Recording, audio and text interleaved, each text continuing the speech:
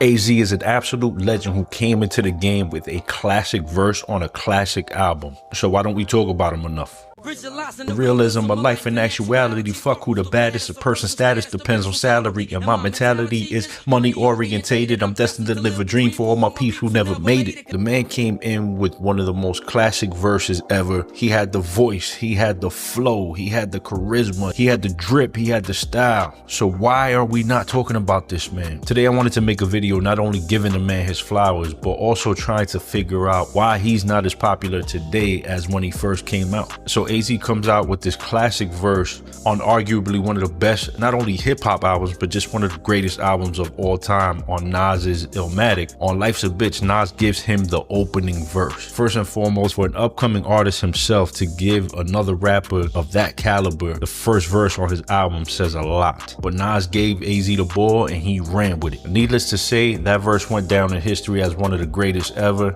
and put AZ on the map. Immediately following that, we gotta give this guy an album, right? So AZ drops Do or Die. Classic album. He returned the favor by including Nas on songs like Give Me Yours and More Money, More Murder, which their back and forth verses went absolutely crazy. The first single off of Do or Die was Sugar Hill, which peaked at number 25 on the Billboard Hot 100, which not only proved to be a good single, but it also proved that AZ was capable of making commercially successful music. So what happened after that? Following the success of Do or Die and before Pieces of a Man, AZ was included on the Firms album, which was Nas, AZ, Cormega, and Foxy Brown. Cormega later on being swapped out for Nature. This Firm album was supposed to take them out of the stratosphere. So what was it about the Firm album that failed? They had production from Dr. Dre. Phone Tap, arguably one of the best singles on the planet. Everybody and their mother remixed the beat. It had Desperados featuring Cannabis. They seemed to be on top of the world, and for whatever reason, the album didn't perform as well as people anticipated it would. So they only made the one solo Firm album. AZ's sophomore album, Pieces of a Man, came out in 1998. Another classic album in its own right. Definitely had a few hits on there. One featuring Nas, among a couple others. I certainly enjoyed the album. His third studio album, 9 Lives, was another solid album, which included the single Problems. I thought Problems was a dope single. Album following 9 Lives was Asiatic, which was one of my favorite albums. It included the single I'm a Hustler, among a couple others. In my opinion, I think during the Asiatic album is when AZ started to run into issues in terms of his ability to adapt to the landscape of music and how it was changing and the new sound. I don't know that Asiatic had any strong singles that you can put on paper, and not that that is my barometer or measure of success. I say that mainly by industry standards. If it were up to me, AZ would have been able to continue to make as many street bangers as he wanted to, and I would have been totally okay with that because he had the skill set, he still had the aura, he still had the flow, and that was totally okay with me. So here we have arguably one of the greatest hip-hop acts of all time who came in, did his work, stayed solid, is recognized as one of the greatest among his peers. Nas, Jay-Z, Big. He's rubbing elbows with arguably some of the best in hip-hop. So why is this man not as big as he should be? And that's a question that I can't answer, which is why I'm making this video in the first place. The good thing is that real recognizes real. I have heard him not too long ago on a joint with Westside Gunn and Stove God Cooks called 99 Averex, actually one of my favorite joints, and AZ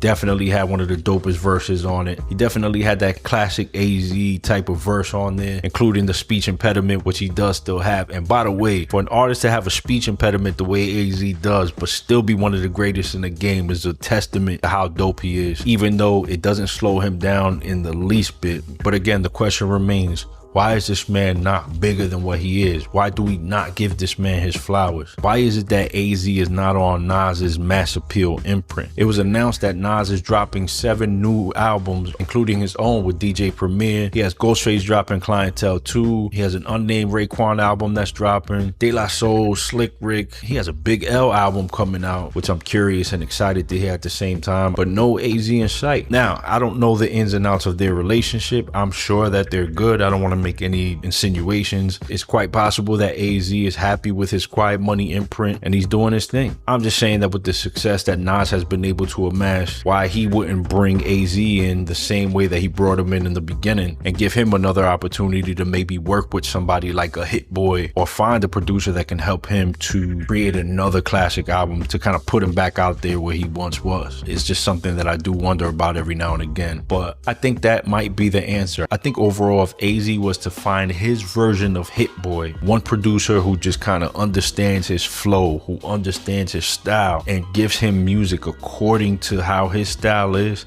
I think AZ can absolutely knock one out of the park, definitely deserves his flowers, and he should definitely still be relevant today. But what say you? What is the last AZ album that you listened to? Honestly, for me, anything after The Format, I gotta be honest with myself, it was difficult to kind of keep up with those albums. I'd say his first 4 to 5 studio albums were solid classic albums, but anything after that, I definitely have to sit down and give it a listen. But all in all, AZ is an absolute legend who deserves his flowers, so I wanted to make this video for all AZ fans. Drop down in the comments below what's your favorite AZ album, what's your favorite AZ track, whatever it is, comment below, let me know. And as always, ladies and gentlemen, I truly appreciate you guys watching. I'll catch you guys on the next one. Peace.